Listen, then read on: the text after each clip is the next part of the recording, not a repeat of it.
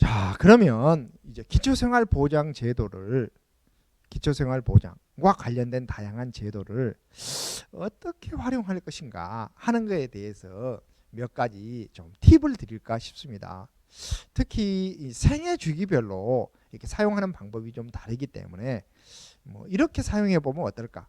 물론 제가 이렇게 말씀드리는 것은 저의 생각을 말씀드리는 것이기 때문에 여러분의 연령이나 직업 또 가구의 어떤 상황에 따라서 조금 달리 활용할 수 있는 방법도 있을 것입니다.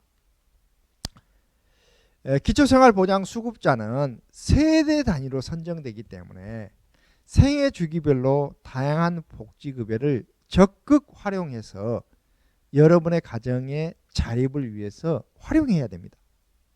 이 말은 무슨 말이냐면 많은 분들이 자기가 지금 신청하면 사용할 수 있음에도 불구하고 그냥 자기에게는 해당이 안 될 거니 이렇게 생각하기가 쉽습니다. 자, 기초생활수급자는 예를 들면 생계급여, 의료급여, 주거급여, 교육급여를 중장기적으로 활용할 수가 있습니다. 특히 저는 한부모 가족들에게 정말 강조하고 싶어요. 한부모 가족이라고 하면 대체로 자녀들이 지금 18세 미만이어 가지고 학생들이라는 뜻입니다. 그러면 그 자녀들이 대개 교육급여를 받고 그리고 뭐 학교에서도 교육비 지원도 받고 또 방과 후에는 뭐 지역아동센터를 공짜로 다니고 막 이럴 거예요. 그리고 어머니들은 정말 막 정말 뭐 몸이 부서지도록 열심히 일해가지고 사는 경우가 많습니다. 그런데 아이들은 부모의 손길을 더 필요로 하는 시기잖아요. 그러면 저는 어머니들에게 아이들하고 조금 더 오래 시간을 보낼 수 있는 방법이 없을까? 저는 있다고 봐요. 어머니가 교육급여를 활용을 해서 고등학교를 다니거나 어머니가 교육급여를 활용해서 대학생이 되거나 하면 학생은 근로 의무가 없기 때문에 자기 공부하면서 자녀를 돌볼 수 있다는 거예요. 그런데 우리나라의 복지제도는 어떤 사람이 놀고 있어도 노동 능력이 있으면 최저임금만큼은 일을 할 것이다 라고 간주하고 생계급여를 조금밖에 안 줍니다. 그런데 교육급여 수급자로 학교를 다니면 방학 때도 공부하는 줄 알고 생계급여를 줘요. 그러니까 어떻게 보면 교육급여는 지금 초등학생이나 중학생, 고등학생과 같은 아동 청소년에게만 필요한 제도라고 상상하기 쉬운데 어머니 아버지에게도 필요한 제도라는 거예요. 저는 특별히 대학생 국가장학금을 적극 활용하도록 권장하고 싶어요. 과거에 대학은 뭐 상아탑이라고 해가지고 뭐 우골탑이라고도 해가지고 뭐 소를 몇 마리 팔아야 겨우 학교 다닌다 이렇게 생각했는데 지금 기초생활수급자나 차상위 계층은 사실상 국공립대학이 무상이고 대학교 사립대학교도 사실상 무상이에요. 그래서 저는 이런 제도를 적극 활용하시라. 그래서 자신의 어떤 노동 능력을 키워서 진짜 자립할 수 있는 방법을 찾으시라라고 권장해드리고 싶습니다. 또한 기초생활보장 수급자는 자산이 없을 때는 임차료를 지원받을 수 있지만 그렇다고 해서 영구히 임대 아파트만 산다는 것은 제가 보기에는 권장할 만한 일이 아닙니다. 사실 65세 이상 노인이나 중증 장애인처럼 노동 능력이 없는 사람은 영구 임대 아파트가 괜찮습니다.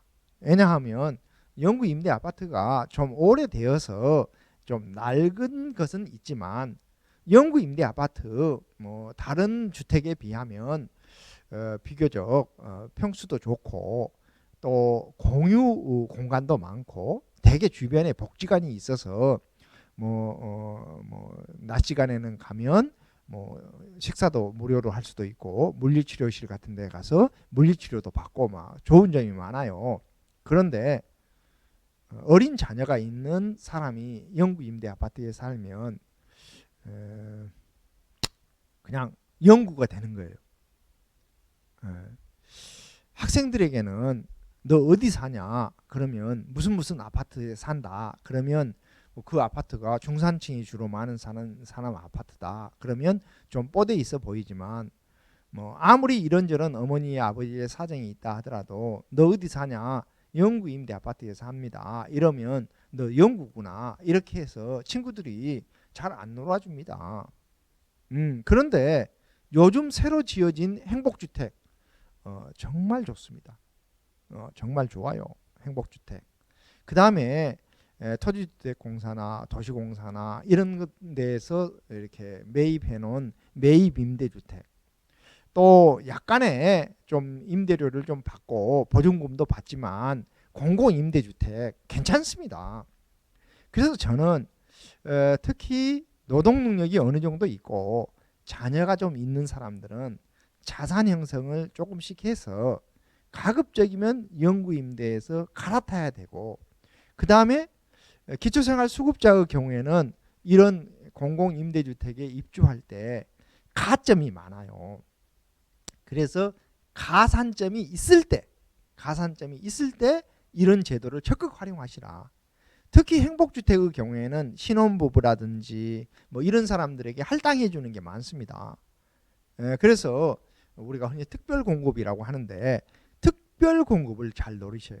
그러려면은 여러분들이 뭐 주거복지센터라든지 또 LH 홈페이지 같은데 들어가서 보면 입주 조건이 다들 다르기 때문에 나름대로 좀 연구를 하셔서 저는 집은 갈아타야 더 좋은 집으로 갈 수 있다.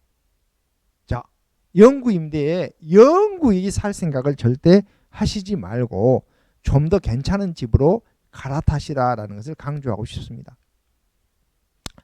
기초생활수급자는 해산비나 장제비 등을 받을 수 있고 신청하면 휴대폰 통신비 감면 같은 것도 받을 수가 있어요. 뿐만 아니라 뭐 가스 요금도 좀 지원받을 수가 있고 뭐 심지어 겨울에는 연탄값이나 보일러에 들어가는 기름값도 지원받을 수가 있어요. 그런데 이 놀랍게도 이런 각종 제도는 본인이 달라고 해야 주도록 되어 있어요. 참 어떨 때는 좀 환장하죠. 그래서 좀 간단하게 알려드리고 싶은 것이요. 그냥 좀 시간이 있을 때 행정복지센터에 가서 우리 기초생활수급자나 차상위 계층들에게 뭐 지원해 주는 것이 있다는데 이걸 좀 일괄 신청으로 왔습니다. 해서 좀 일괄 신청을 하시고 통신비도 내 것만 지원받을 것이 아니라 가구에 있는 모든 사람이 기초생활수급자이거든요. 그래서 뭐 이동통신을 사용하는 것이 뭐 3개다. 그러면 3개 다 신청을 하셔요. 그래서 가급적이면 신청해야 받을 수 있다. 이런 것 또 어떤 분들은 휴대폰을 또 새로 개통하거나 이럴 때 과거에 감면 받았는데 새로 개통한 것은 신청하지 않으면 또 안 주겠죠. 자동으로 주는 게 별로 없습니다. 그래서 가급적이면 이거 신청 안 해주면 이렇게 우리 수급자 이렇게 지원해 주는 거 없냐 물어봐서 지원을 받을 수 있는 데까지 받으시기 바랍니다. 그러면 예를 들면 생계급여 수급자다. 그러면 생계급여 받죠. 또 의료급여도 받죠. 주거급여, 교육급여도 받죠. 각종 이런 할인 혜택도 받거나 감면 혜택도 받잖아요. 그러면 사실 기초생활수급자는 어떨 때에는 국가보훈 대상자보다 더 많은 국가의 지원을 받는 경우가 많습니다. 물론 영원히 국가의 지원을 받는 것은 저는 권장하지 않습니다만 형편이 그런 분들은 할 수 없고 또 노동 능력이 있으신 분들은 이런 지원을 받아서 열심히 자기 개발에 좀 써서 자기 개발을 통해서 수급자에서 빨리 벗어나야 되지 않을까 싶습니다. 자녀를 출산한 부모는 또 출생신고와 함께 영아수당이라는 것을 신청하면 2세가 될 때까지 아이 한 명당 30만 원씩 매월 영아수당을 지급하고, 또 집에서 아이들을 키우면 이제 2세가 넘으면 아동수당으로 바뀝니다. 그 다음에 집에서 아이를 키우면 가정양육수당이라는 것을 주고, 만약에 어린이집이나 유치원에 아이를 보내면 국민행복카드라는 것을 신청해서 이렇게 어려운 보육비 같은 것을 지원받을 수가 있어요. 카드에 돈이 적립되면 그걸로 어린이집에 결제를 하는 방식입니다. 그래서 이제 이런 제도들도 신청해야 주도록 돼 있어요. 그러니까 내가 그냥 출생신고만 하면 그걸로 끝나고, 출생신고할 때 영아수당도 주세요 이렇게 하면 영아수당을 주다가, 영아수당을 신청한 사람은 가만히 있어도 아동수당을 줘요. 그러니까 이런 제도를 연계해서 잘 활용하시라. 65세 이상 소득이 하위 70%에 해당되는 사람은 복지로나 행정복지센터에 신청하면 기초연금이라는 것을 받을 수가 있습니다. 2022년 현재에는 한 사람이 받을 수 있는 돈은 30만 7,500원이고 부부가 받을 수 있는 것은 그것의 80%인 49만 2천원까지 받을 수가 있는데요. 이때 소득인정액을 산정하는 방식은 기초생활수급자의 소득인정을 산정하는 방식하고 아주 다릅니다. 예를 들어서 어떤 사람이 혼자 사시는 노인인데 경비를 해서 203만 원을 번다. 그러면 기초생활수급자 선정을 할 때에는 203만 원에서 30%를 공제하고 대개 한 60만 원 정도 공제하겠죠. 나머지를 소득인정액으로 봐요. 그런데 기초연금에서는 일단 103만 원을 공제합니다. 그러면 203만 원을 벌어도 100만 원으로 다운이 되죠. 그 다음에 또 30%를 추가 공제해요. 그래서 이 사람의 소득인정액은 70만 원으로 보는 겁니다. 물론 재산이 있거나 다른 소득이 있으면 소득인정액이 늘어나겠지만, 쉽게 말해서 노인들은 N만큼의 근로소득이 있을 때에는 신청해도 기초연금을 받을 수가 있다. 자기 생일이 들어있을 때 신청하면 그 달부터 받을 수가 있습니다. 신청은 그 전달부터 신청할 수 있기 때문에 신청하시고, 나중에 신청하면 신청하지 않는 것은 받을 수가 없습니다. 기초연금 수급자 선정 시 이렇게 소득인정액을 산정하는 방식은 매년 달라지고 있기 때문에 이걸 여러분들이 꼭 계산하는 방법을 복지로라는 이런 웹사이트 같은 데에서 반드시 확인해 주시고, 그 다음에 좀 귀찮았다 그러면 무조건 복지로에 그냥 신청을 하셔요. 그러면 여러분의 가구의 소득인정액이 얼마인지는 담당 공무원이 알아서 계산하는데, 신청하지 않으면 여러분들이 신청했더라면 받을 수 있는 사람도 못 받습니다. 그러니까 일단 신청을 하시는 게 중요해요. 특히 아동학대나 노인학대, 가정폭력, 범죄 피해자 등은 112나 119에 전화하면 특별한 서비스를 받을 수가 있습니다. 제가 얘기했잖아요. 가정폭력 피해자가 따로 살고 싶다. 노인학대 피해자가 따로 살고 싶다. 그러면 쉼터에서 살 수가 있고, 아니면 토지주택공사 같은 곳에서 지원해준 집에서 사실상 주거급여 받아가면서 편히 살 수 있는 방법도 있다라는 것입니다.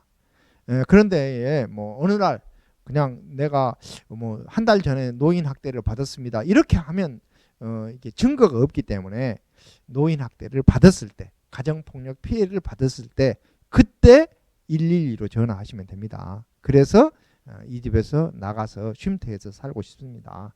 쉼터에서 나가서 정부가 지원해 주는 집에서 살고 싶습니다. 이렇게 말씀하시면 된다라는 거죠.